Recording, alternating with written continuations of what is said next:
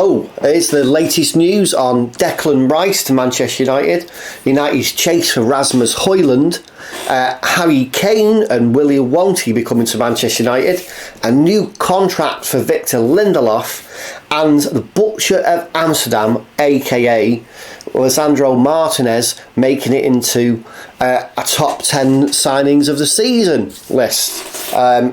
As seen by, or as written by the Daily Mail.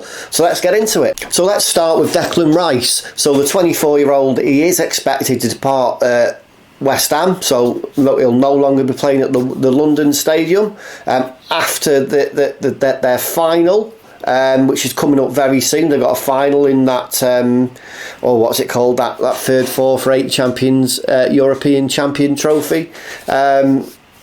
And West Ham have previously frequently insisted that Rice is not for sale, but now David Moyes has, finally conceded that there's a good chance that Declan Rice won't be playing for the London side this next season. So now that's even though Declan Rice can leave West Ham next season on a free, so his contract runs out in the summer of 2024, and West Ham are still holding out for a fee of 100 million. Now, previously it's been talked that Arsenal and Bayern Munich, as well as United, are all interested. With that, as you probably already know, Arsenal seem to be the favourites right now to sign him, and there is talk that Arsenal are in the head of the queue, so much ahead of United, that Declan Rice has already signed a pre-contract agreement with them. However, West Ham do expect United to meet their 9-figure asking price before Arsenal do, but there's that kind of like that trip up the fact that it's rumoured that Declan Rice has signed a pre-contract agreement with them. Now, my question would be, if we're going to go for Rice and we're going to pay, say we go in with a 70 million bid and then we kind of fight towards 90, if the guy doesn't want to come to United and he wants to go to Arsenal, then that's where he'll go, isn't it, ultimately? But there is talk also that West Ham's previous stance on the fact that Declan Rice wasn't for sale did give Ten Hag's team doubts about whether they should even consider signing him. So, and that has led to a kind of a bit of a split. A split's a bit of a heavy word, but let's call it disagreement as to whether United's recruitment team should have a change of heart and meet West Ham's asking price for him. But especially considering that Ten Hag is demanding a striker, or at least two strikers, and a certain aspect of the fan base and some people at the club apparently are calling for a new goalkeeper as well. Now, whether that's entirely true, who knows? But we'll have to just wait and see. So it's basically whether we bid for him or not. Two factors how I see it. One is basically just down to money. Where is Ten Hag going to get the money for, let's say, a Harry Kane and a Rasmus Højlund, that we'll speak about in a few minutes, potentially a new goalkeeper, potentially someone like Kim Min-jae, and a central midfielder of the qualities of Declan Rice? So where's that money coming from? Maybe there's just something that we just don't know yet as fans, and there's information trickling through the club, or Ten Hag has hold of information which is telling him he can spend big this summer. Personally, I think he's just been doing his due diligence, and he's been proactive rather than reactive, which was what happened last summer. So what do I mean by that? I mean that last summer it was a case of he got none of his main targets, and right at the last minute the club decided to help him, so they were reactive, and that led to the signing of Anthony and Casemiro. Casemiro's been an absolutely excellent signing. Some may disagree with me, but I think he definitely has. And Anthony, he's showing potential, although he needs to, he's young and he can work on his game, and I think there's a player there for the future. But they were late signings, fortuitous, really where Casemiro's concerned. But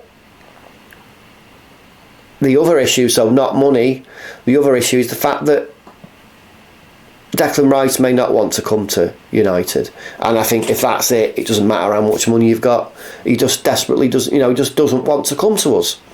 And as I said, it's thought that he has agreed personal terms with Arsenal, and if that's the case, then after West Ham have played Fiorentina in that cup final, it's a good chance that Arsenal will go in with a bid, and if he wants to go to Arsenal, that's where he'll go.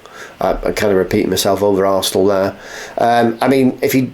Rice left Chelsea's academy 10 years ago to join the youth ranks at West Ham, and the midfielder has since come up with 15 goals and 13 assists in 244 games for the Hammers. So he's not a goal scorer, although it is talked that he has more to his game from an attacking sense, and that under David Moyes, the reins are putting on him and he's pulled back a little bit, and he's more of a, David Moyes wants him to be more of a defensive midfielder than his natural talents enable him to be. So we'll have to wait and see on that one.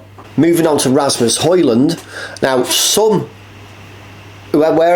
depending on where you get your news, so if it's not, if not just from me, obviously, some newspapers are saying that Rasmus Højlund, or Manchester United's interest in Rasmus Højlund, is a direct result of the fact that Harry Kane potentially may not come to the club this summer. I say they're wrong.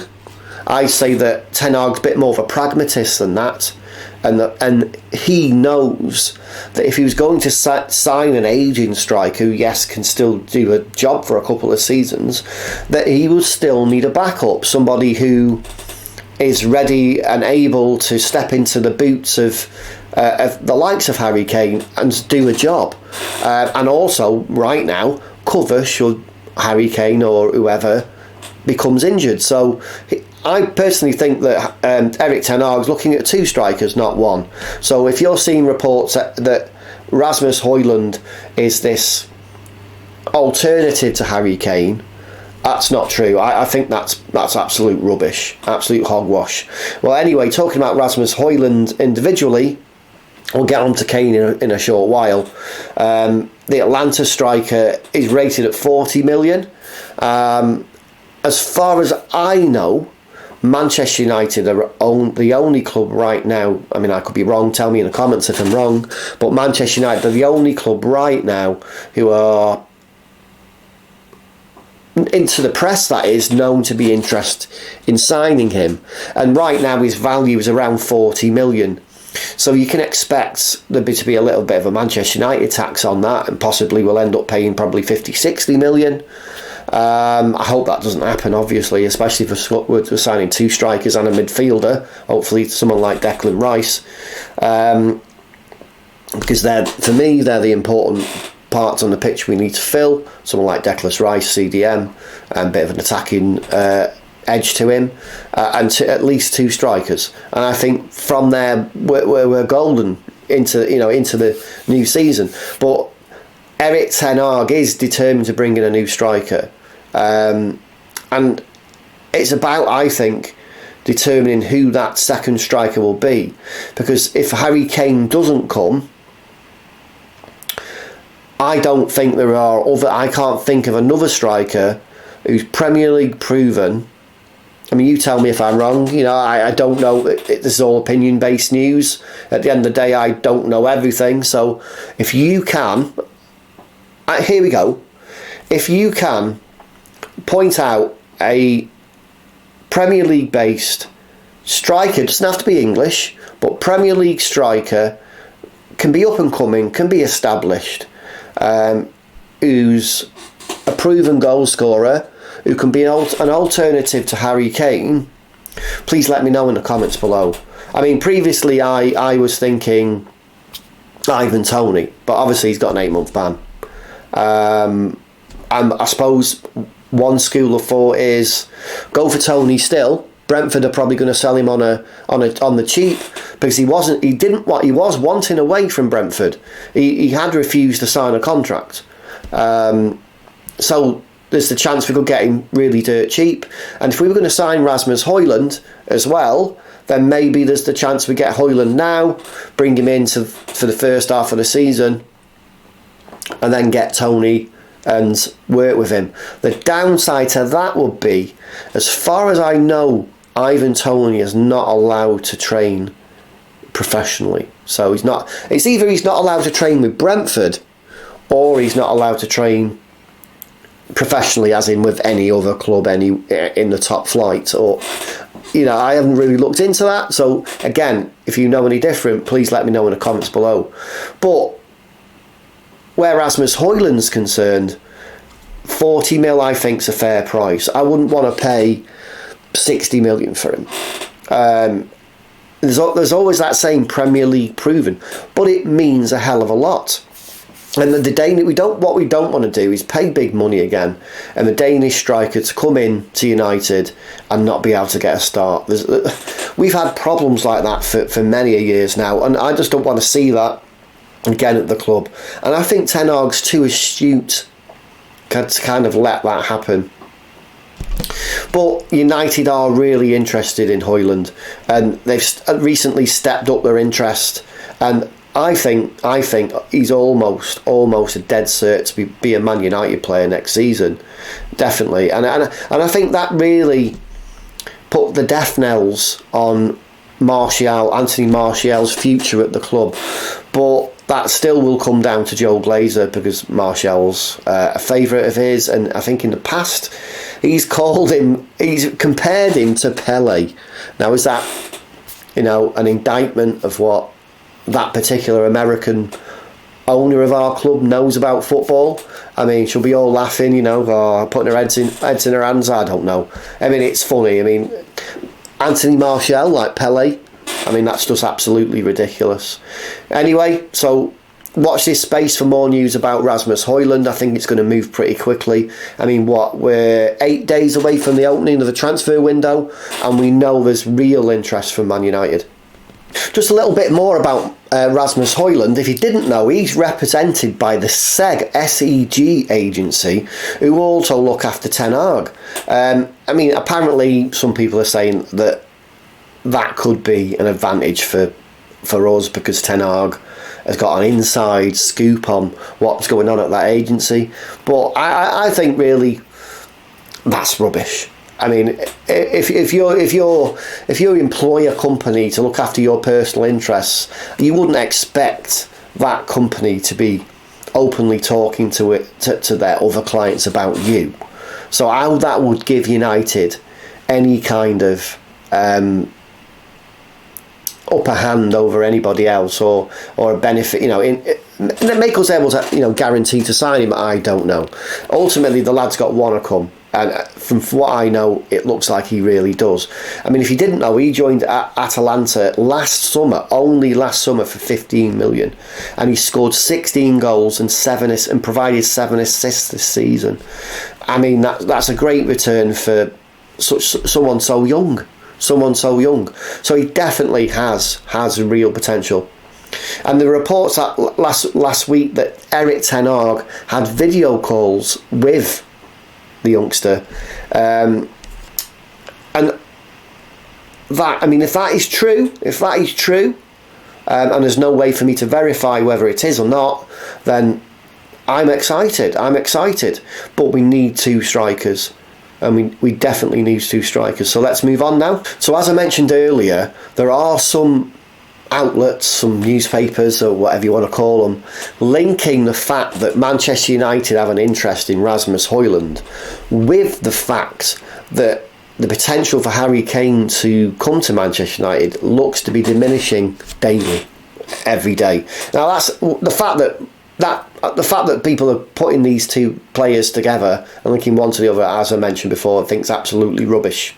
Instead, the problem is with Daniel Levvy. Daniel Levvy is the problem. Now, what's happening is he's refusing, or will refuse, to sell Harry Kane to Manchester United, or in fact any other English top flight competitive club who, basically competitors of Tottenham's. So that's the problem. But he's willing to let him go abroad. And now there's talk that Real Madrid are going to put a cheeky £69 million bid in, and the fact that he could go free in a year, you could see Harry Kane going abroad.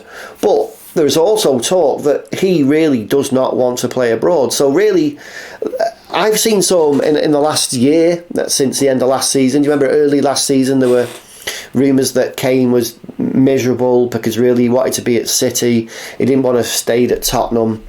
And Tottenham was like a prison to him, and that's why early last season his form was affected.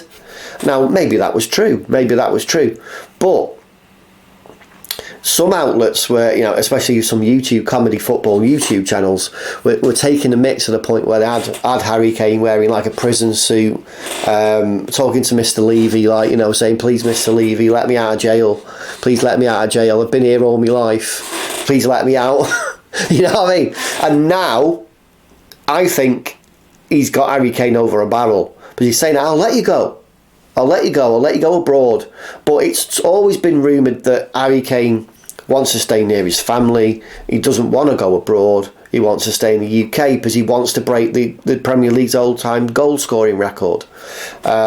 Which he could definitely, I think he'd have a good shot at United if he did that. So David Levy really is trying to hang on to his prize asset, and maybe it's just a case of as well that United may have to pay stupid money for Harry Kane. Now personally, I'll use that terminology again, Premier League proven.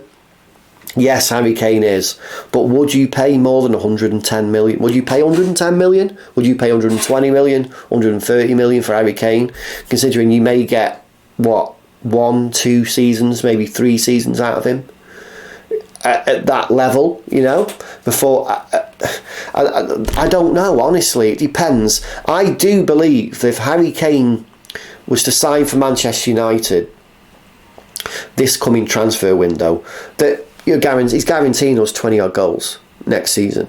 And if Marcus Rashford can repeat the form of this last season, then we'll definitely be challenging. And especially if we're signing like a backup striker, someone like Rasmus Højlund, who, for United may get anywhere from 10 to 20 goals next season. Pure guess, I know.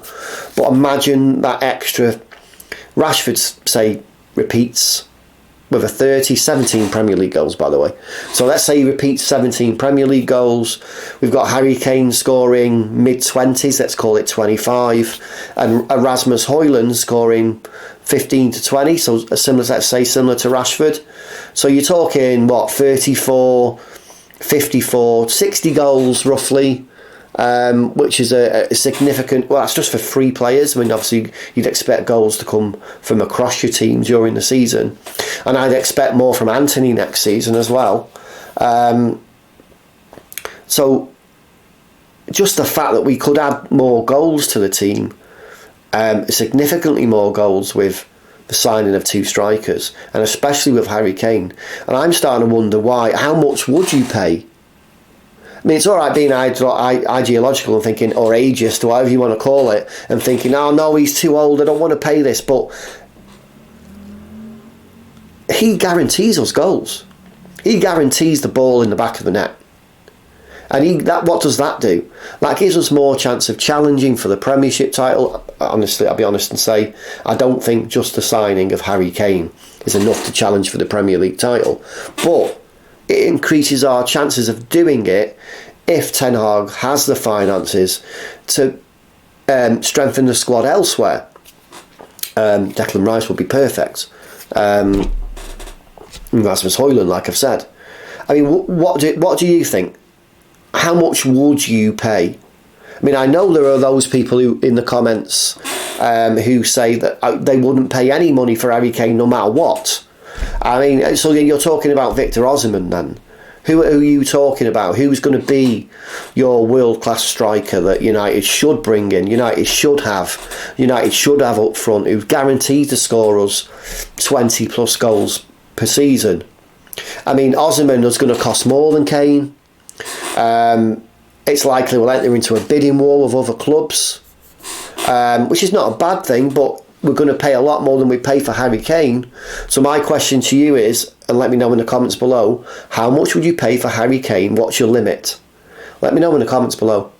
Moving on to Victor Lindelof, according to The Sun, the centre-back is going to be offered a new contract by Manchester United bigwigs over the coming weeks, and his current deal will expire on June 2024, meaning that Erik Ten Hag risks losing him on a free transfer in 12 months if nothing changes regarding his situation.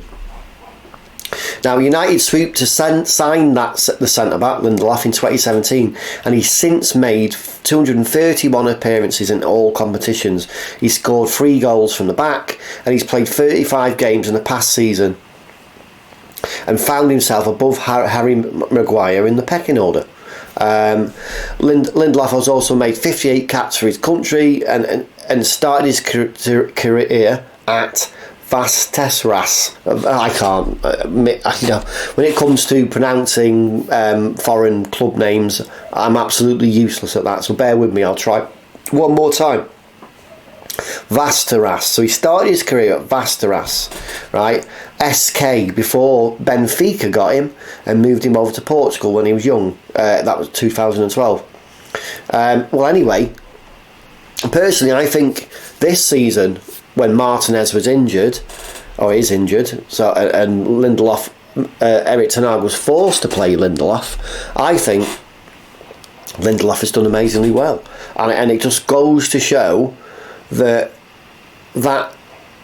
section of the fan base that absolutely vilified Lindelof and Maguire together, I must admit the point is when they play together, Maguire makes anybody look bad. Maguire could play next to, I don't know, put next to Messi, let's say. Messi's not a centre-back, I know, but he could play next to anyone and make them look so bad. And I think that's because the amount of anxiety he causes anyone who plays alongside him, that they probably got one eye on thinking about what the hell's he doing. Oh my God, he's absolutely useless. Oh, well, I'm going to have to cover for him. I'm going to have to do this just because he's on pitch. That, and I think Lindelof was unfairly tarnished with the Maguire brush because of that.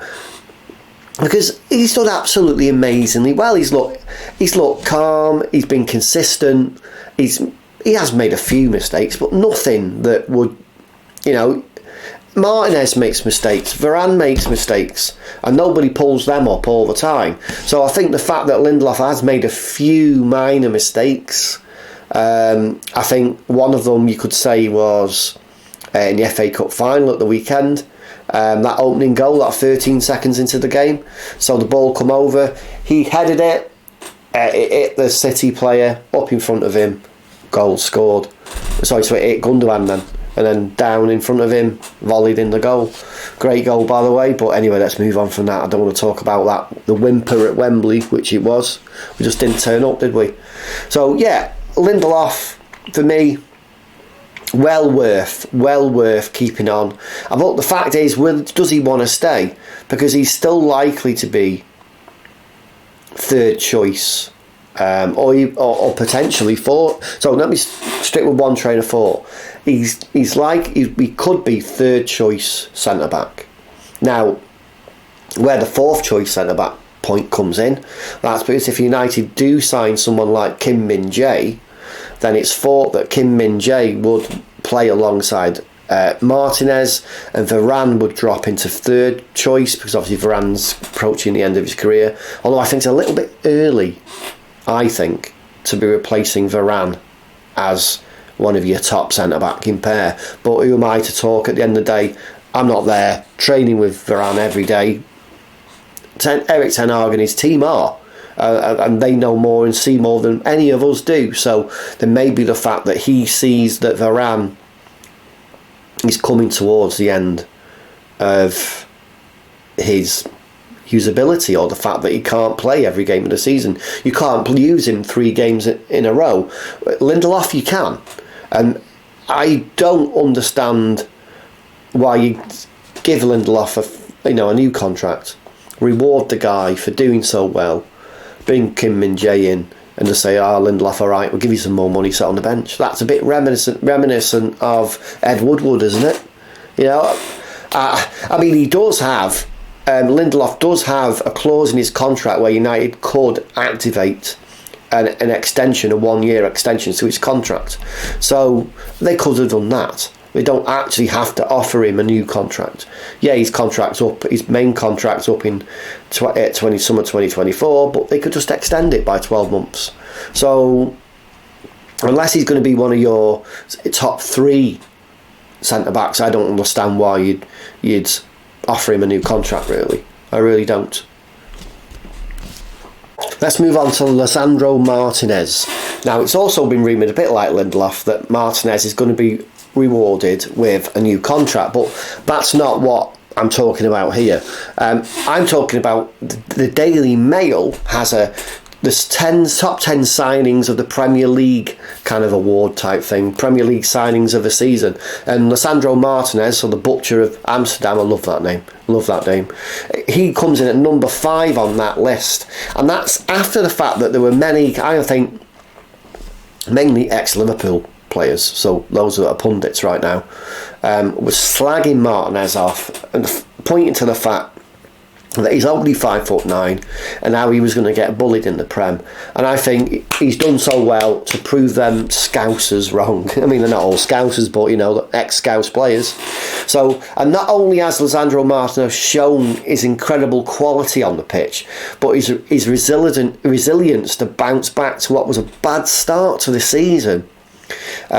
Because he did get ferocious criticism based on that. I mean, Jamie Carragher was one of the many to write him off, and he claimed early as August last year that he already looked wrong. He said he already looked wrong, and he just basically just pointing out to his height and saying his height was a problem.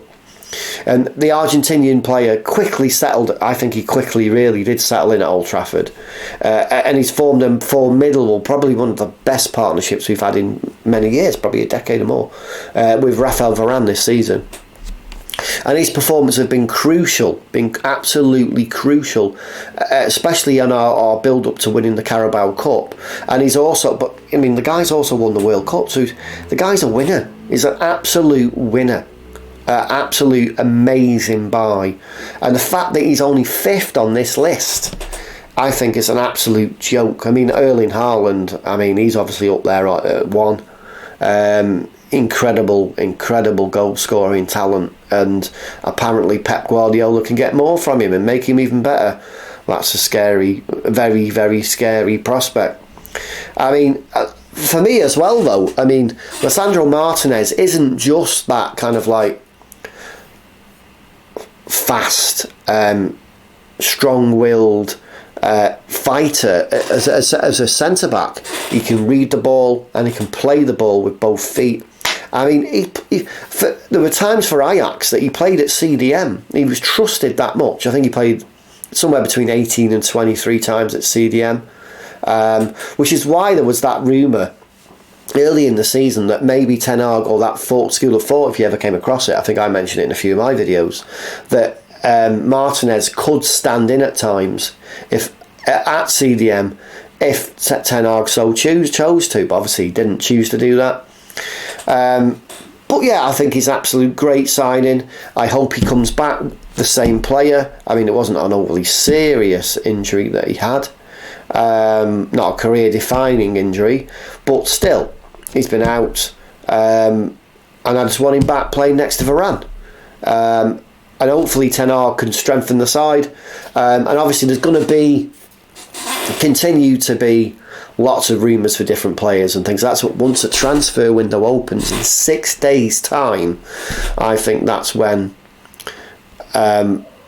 we'll know what side of that. How can I put it? What side Ten Hag's toast is buttered on. I don't know why I said that, but anyway, for lack of a better kind of stupid terminology, because we need to know exactly how much money he's got and where he's going to spend it, and I think that's it, really, isn't it? I'm excited. Are you excited for this transfer window? I think this could be a transfer window with a difference for Manchester United. I'm hoping for early signings, maybe Rasmus Højlund in the next few weeks, followed probably by a second striker and a midfielder. And I think if we were to get 2 strikers and a boxed, let's say a stand-in for a player who can do both the CDM role and the number 10 role, I'd be happy. And I think it's taught that Declan Rice is a player like that. And then beyond Declan Rice, you're talking like players like Caicedo, who's a bit more of a defensive midfielder, and McAllister, both at Brighton. So McAllister could be going to Liverpool. Apparently there's talks going on there now. And then Caicedo, that's another Arsenal, but Arsenal can't get everybody. I mean, so I'm holding out for Declan Rice. If we're not in for Caicedo, then Declan Rice is my preferred target. Let me know what you think in the comments below. Thanks for watching, and if you don't subscribe, please subscribe, and please smash a like on the video.